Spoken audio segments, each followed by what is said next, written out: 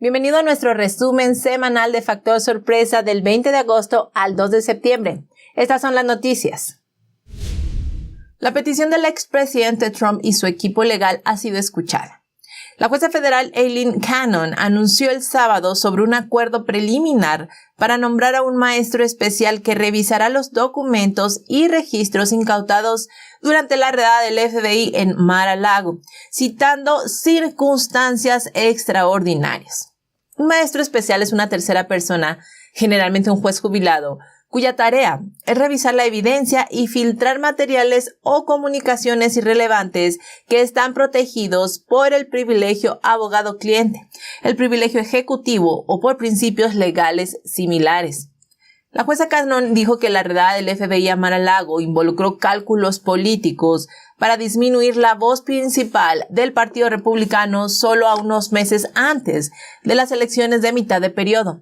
Dijo que la decisión se tomó tras la revisión de las presentaciones del expresidente Trump y las circunstancias excepcionales presentadas. Cannon declaró en la presentación del sábado que la decisión se basó en la regla 53b1 de las reglas federales de procedimiento civil y en la autoridad inherente del tribunal y sin perjuicio de las objeciones de las partes.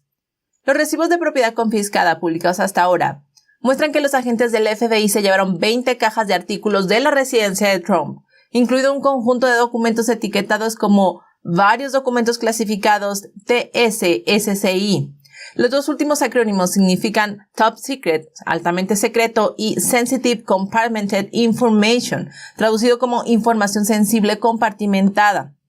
Los registros cubiertos por este nivel de clasificación del gobierno pueden incluir inteligencia e información obtenida artificialmente o información de seguridad nacional relacionada con las operaciones diarias del presidente de los Estados Unidos.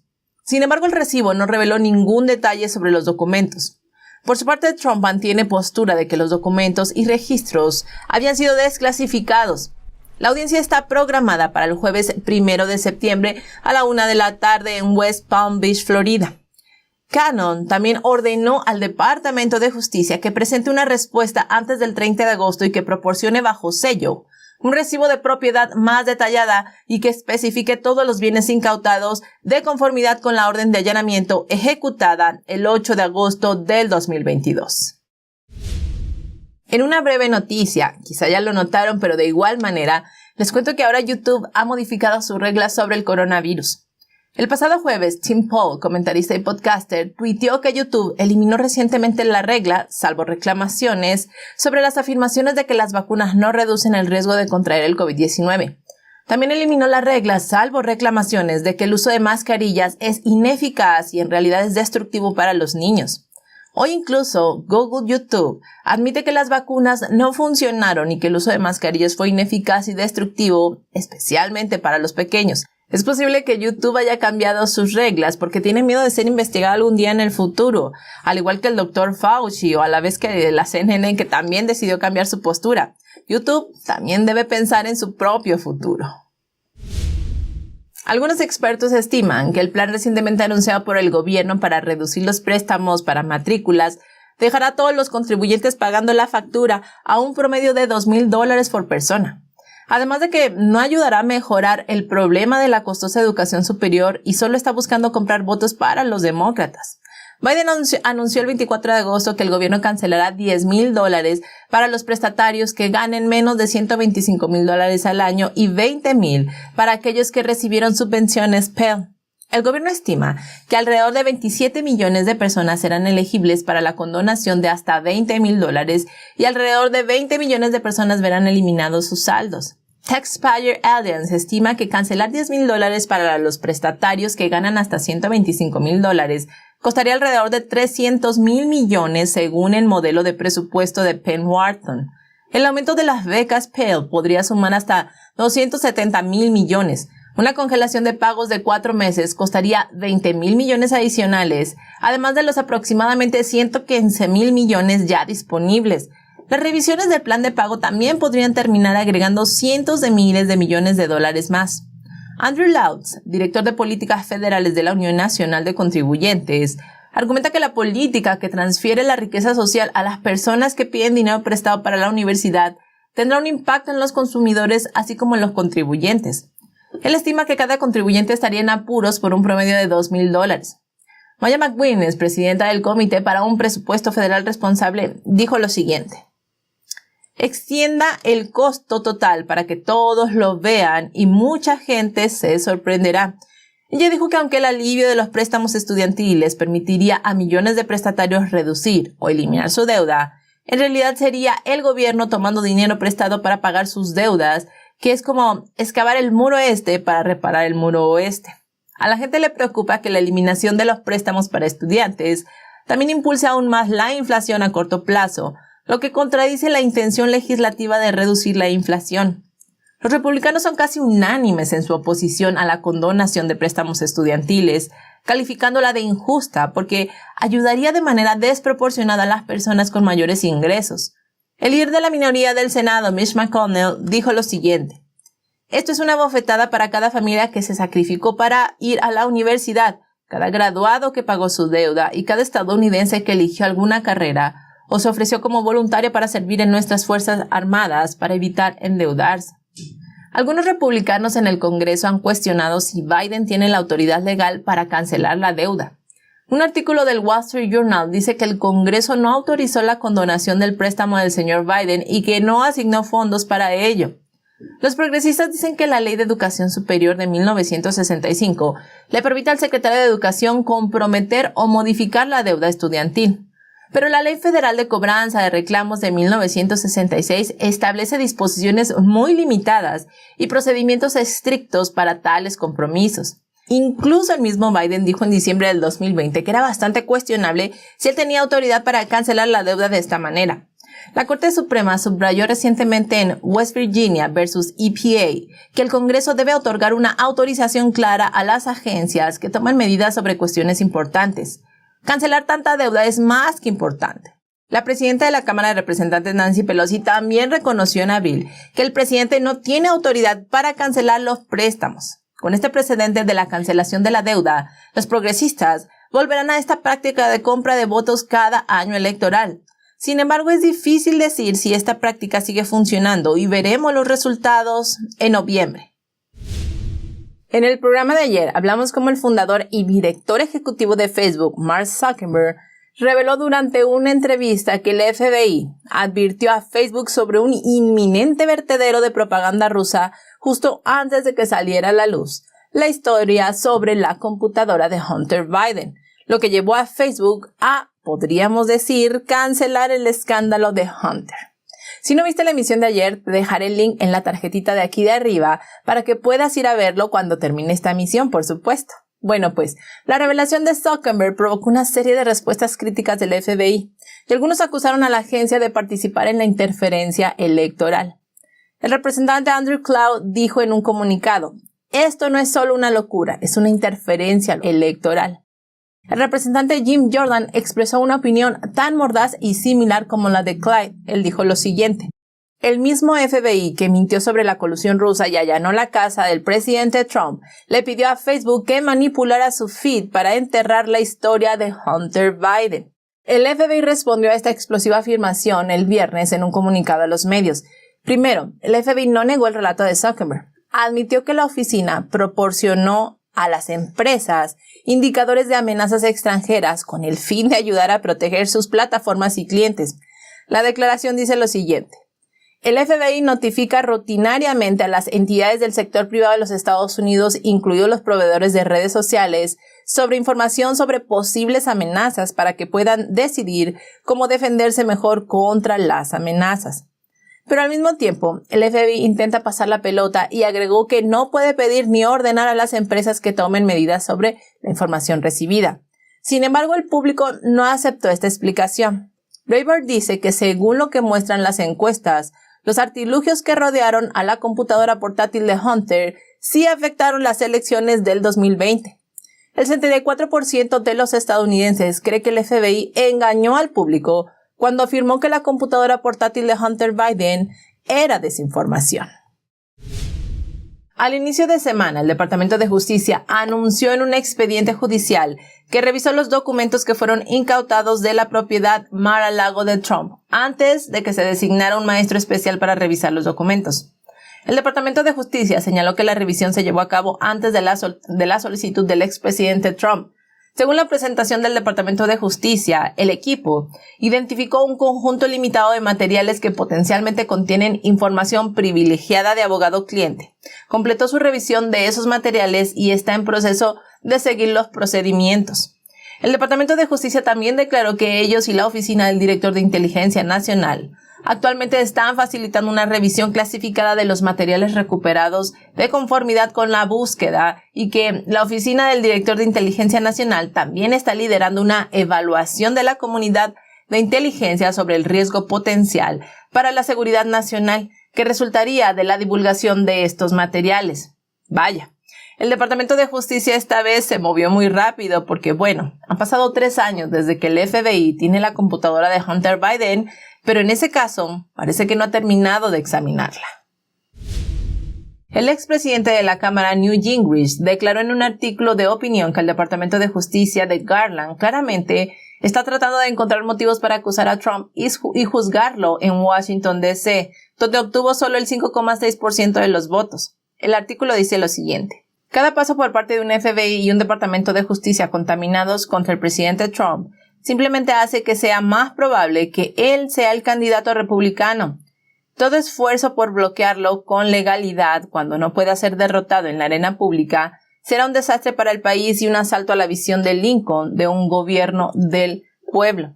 Gingrich reafirmó el modelo de gobierno propugnado por el presidente Lincoln, es decir, del pueblo, por el pueblo y para el pueblo. Él escribió: cuando Lincoln pidió un gobierno del pueblo, por el pueblo y para el pueblo, se refería a la gente común, no solo a las élites de Ivy League. También agregó: tratar de impedir que el presidente Trump compita enfurecerá al menos a la mitad del país y aumentará el desprecio por toda la burocracia y el establecimiento más grande de Washington, que cree que puede gobernar sobre la gente en lugar de con el consentimiento de la gente.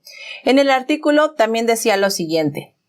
Como advirtió Lincoln, el sentimiento público lo es todo. Es ese sentimiento público el que repudió a Cheney en Wyoming. Es ese sentimiento público el que repudiará cualquier esfuerzo por manipular legalmente el juego para que Trump no pueda postularse. Y concluyó diciendo: Garland corre un riesgo real de convertirse en el fiscal general que rompió la creencia del público en un sistema de justicia estadounidense imparcial. Eso sería un desastre a escala histórica. Sin duda, la redada del FBI en la residencia del expresidente Trump en Florida provocó demasiada indignación civil y la Casa Blanca nuevamente reiteró que Biden no estuvo involucrado en el incidente. Fue el portavoz de la Casa Blanca, John Kirby, quien reiteró que la Casa Blanca no estaba involucrada en todo el tema del allanamiento y también dijo que todo esto está dentro del ámbito de la Oficina del Director de Inteligencia Nacional, que dirige 17 agencias separadas de inteligencia estadounidense. Mientras tanto, el agente del FBI, Tim Tebow, quien es el cerebro detrás de la declaración jurada para allanar Mar-a-Lago, tuvo que dejar su oficina y ser escoltado por otros agentes del FBI el pasado viernes.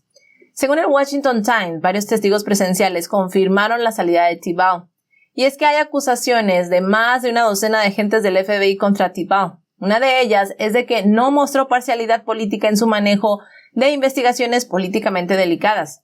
Según Just the News, algunos denunciantes alegaron que Tebow ocultó la naturaleza partidista de las pruebas al director del FBI, Christopher Wray, y al fiscal general Merrick Garland con el fin de obtener su aprobación para abrir una investigación sobre el expresidente Trump. Parece que Tim Tebow será el chivo expiatorio de esta redada del FBI. Pero lo que es un poco extraño es que, en realidad, Tebow fue suspendido hace un mes. El senador republicano de Iowa, Chuck Grassley, lo confirmó antes de la redada. Tebow había sido destituido de su puesto y reasignado a un puesto no especificado. Y ahora está completamente fuera del FBI. Él era el jefe de la oficina de campo de Washington del FBI, y con su partida seguramente saldrán a la luz más información privilegiada sobre él. Por ejemplo, que obstruyó la justicia en el caso de Hillary Clinton, y que también hay informes donde él desempeñó un papel fundamental en el caso Crossfire Hurricane, operando entre bastidores. Tebow también fue quien aseguró que la laptop de Hunter Biden nunca viera la luz del día. También existe la posibilidad de que el señor Tebow no esté dispuesto a ser un chivo expiatorio, que no tome la iniciativa para exponer el lado oscuro de todos estos eventos. No importa cómo vaya, la historia será interesante. Continuaremos siguiendo los eventos a medida que se desarrollen. Gracias por apoyar a nuestro proyecto y te recuerdo que otra forma de hacerlo es muy sencilla, es dándole me gusta a la emisión de hoy y también suscribiéndote a nuestro canal. Así que por tu apoyo muchísimas gracias. Continuamos. Debido a las recientes revelaciones sobre la influencia del FBI en los informes de la computadora de Hunter Biden, el expresidente Trump dijo que las elecciones del 2020 deben rehacerse. Antes de las elecciones presidenciales de Estados Unidos del 2020, el incidente sobre la computadora de Hunter se había vuelto viral. Como todos recordaremos, en ese momento las plataformas de redes sociales tales como Facebook y Twitter prohibieron la difusión de la noticia y todo lo relacionado con el incidente. Y bueno, hace un par de días el fundador de Facebook, Mark Zuckerberg, dijo en una entrevista que el FBI insinuó que Facebook debería suprimir la información sobre el escándalo de Hunter Biden. El presidente Trump calificó las acciones del FBI como un fraude masivo e interferencia electoral a un nivel nunca antes visto en nuestro país. El 29 de agosto, Trump escribió en su plataforma de redes sociales Truth Social lo siguiente y lo voy a citar. Así que ahora sale a la luz de manera concluyente que el FBI enterró la historia de la computadora portátil de Hunter Biden antes de las elecciones, sabiendo que si no lo hacían, Trump habría ganado fácilmente las elecciones del 2020. Una encuesta realizada la semana pasada encontró que casi el 80% de los estadounidenses que fueron encuestados dijeron que la cobertura veraz sobre la historia de la computadora de Hunter habría cambiado el resultado de las elecciones del 2020. Trump ofreció dos soluciones: declarar al ganador legítimo o declarar las elecciones del 2020 como irreparablemente comprometidas y tener una nueva elección de inmediato. Aunque el agente de alto nivel del FBI, Timothy Thibault, quien cerró la investigación sobre la computadora de Hunter Biden, renunció recientemente a la oficina, el senador Chuck Grassley declaró que el esfuerzo por revivir la credibilidad del FBI no puede detenerse con la salida de Thibault y que continuará presionando al FBI sobre cualquier sesgo político. El funcionario del Departamento de Justicia, Richard Pilger, quien ha sido identificado como el director de subdivisión de delitos electorales dentro de la sección de integridad pública del Departamento de Justicia, también fue blanco de Grassley. El senador dijo que Pilger supuestamente estaba profundamente involucrado en las decisiones de abrir y continuar con esta investigación contra la campaña de Trump. Ante las acusaciones públicas de sesgo político, el Departamento de Justicia ha introducido una nueva regla. Los empleados temporales no pueden participar en ningún evento político partidista bajo ninguna capacidad. Esto es lo que dijo el fiscal general Merrick Garland en un memorándum el martes. Y bueno, las políticas anteriores del Departamento de Justicia habían permitido que los empleados temporales asistieran pasivamente a eventos de campaña y otros eventos políticos partidistas a título personal. Entonces participaron pasivamente y obtuvieron aprobación previa. Pero bajo la nueva regla no hay excepciones, y lo que ahora declaró fue lo siguiente. Las personas contratadas temporalmente no pueden asistir a eventos políticos partidistas incluso en la noche del día de las elecciones. Sin embargo, tales regulaciones superficiales no prueban nada. Lo que el público necesita ver es una acción real por parte del FBI y el Departamento de Justicia para demostrar que no tienen prejuicios políticos. Se necesita una investigación real sobre la computadora de Hunter Biden, la liberación de su contenido al público y luego un juicio justo por las acciones ilegales de Hunter. Eso sería la única forma de convencer a todos. La invasión rusa a Ucrania fue seguida de severas sanciones por parte de la comunidad internacional. El Wall Street predijo en ese momento que la economía rusa no duraría más de 6 meses. A 6 meses de la guerra, la economía rusa no se ha derrumbado. Hoy en día los economistas han emitido una nueva opinión. Putin ha hecho bien 3 cosas para salvar con éxito la economía rusa. Recuerden que después de que Rusia invadiera Ucrania, el rublo se devaluó un 25% frente al dólar estadounidense. El mercado de valores ruso comenzó a colapsar y las transacciones se suspendieron de inmediato. Además, cientos de empresas occidentales comenzaron a retirarse de Rusia. En ese momento, JP Morgan pronosticó que el PIB de Rusia caería un 35% en el segundo trimestre en comparación con el trimestre anterior. Por su parte, Goldman Sachs pronosticó que Rusia sufriría su peor contracción económica desde el colapso de la Unión Soviética a principios de la década de 1990. Sin embargo, 6 meses después, la economía del país no se ha derrumbado hasta ahora. ¿Pero por qué? Bueno, pues un artículo de la revista The Economist señala que hay 3 razones por las que la economía de Rusia está funcionando más allá de las expectativas. La primera razón es la política. Aunque Putin sabe poco sobre economía, está dispuesto a confiar la gestión económica a personas que saben de economía. El Banco Central de Rusia tiene muchos excelentes expertos que actuaron rápidamente para evitar el colapso de la economía.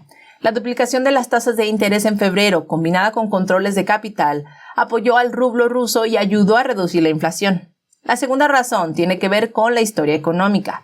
Rusia se enfrenta a su quinta crisis económica después de 1998, 2008, 2014 y 2020. Los rusos que tienen más de 40 años recuerdan la violenta agitación económica provocada por el colapso de la Unión Soviética en 1991. Por lo tanto, la gente ha aprendido a adaptarse en lugar de entrar en pánico o rebelarse. Además, algunos aspectos de la economía rusa han estado durante mucho tiempo aislados de Occidente. Si bien esto se ha producido a costa de un menor crecimiento económico, ha mitigado el dolor del reciente aumento de las sanciones occidentales.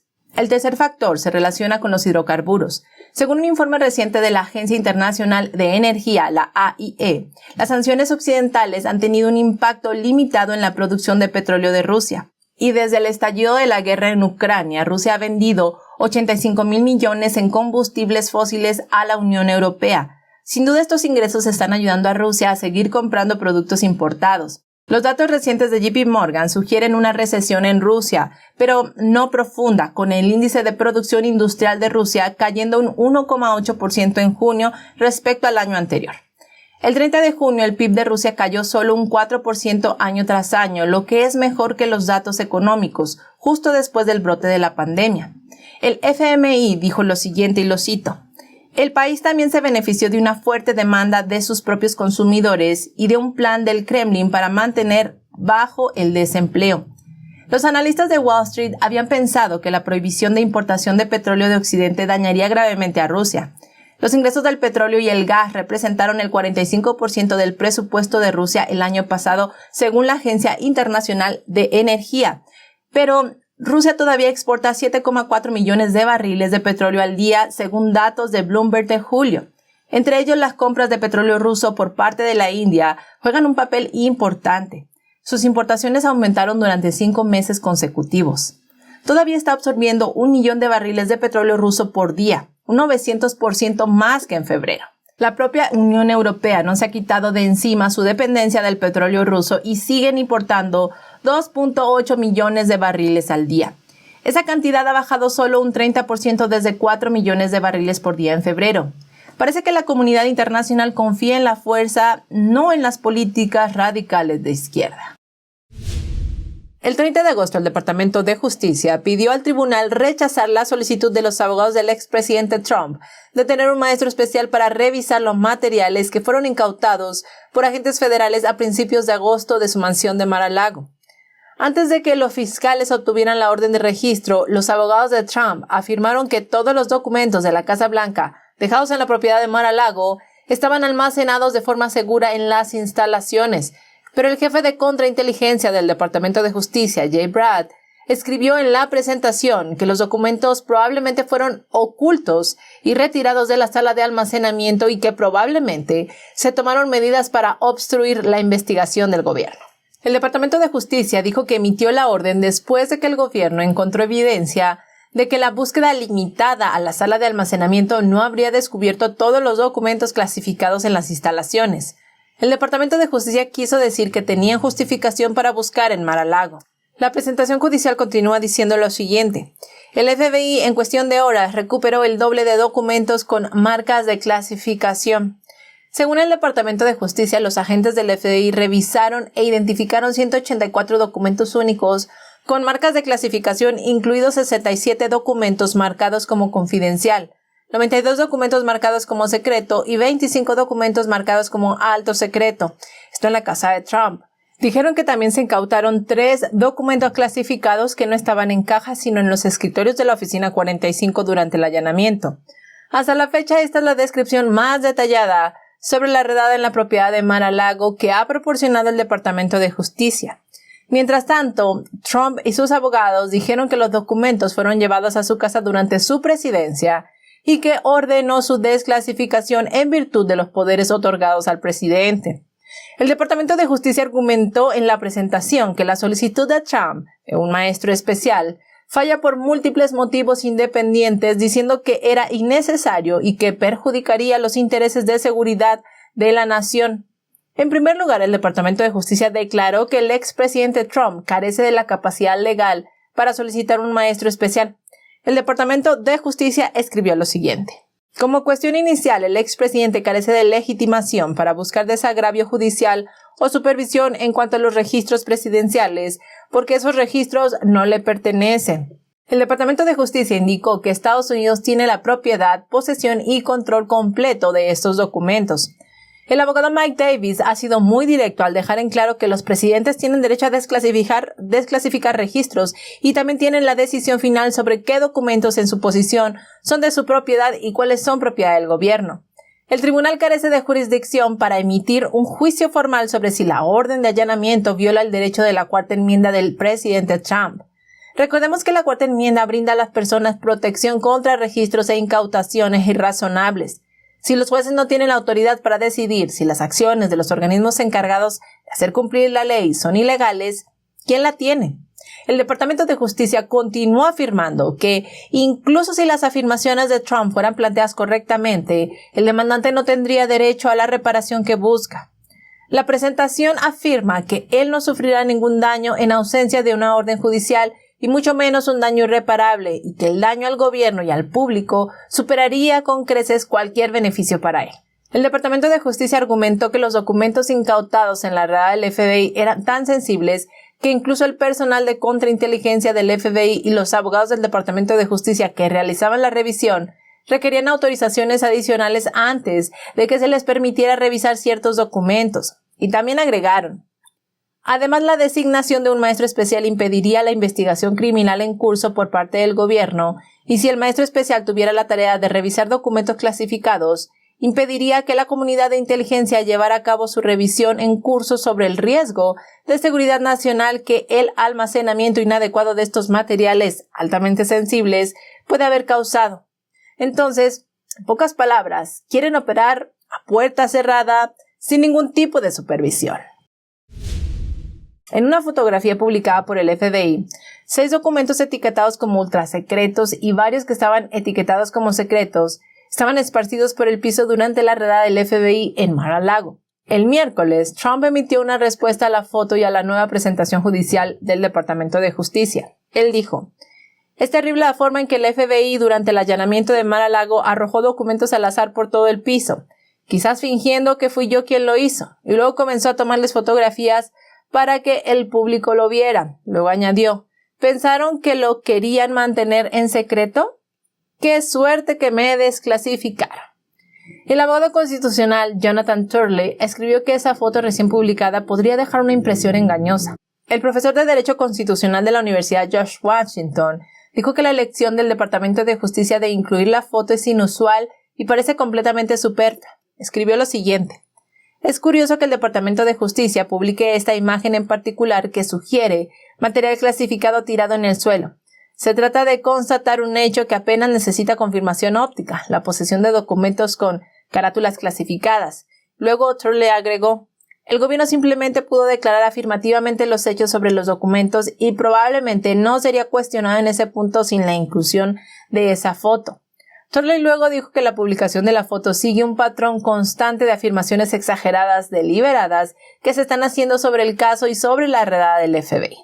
Turley dijo lo siguiente: claramente, el tribunal no necesitaba la ayuda visual de una imagen de documentos con estas portadas. Parece claramente destinado al consumo público.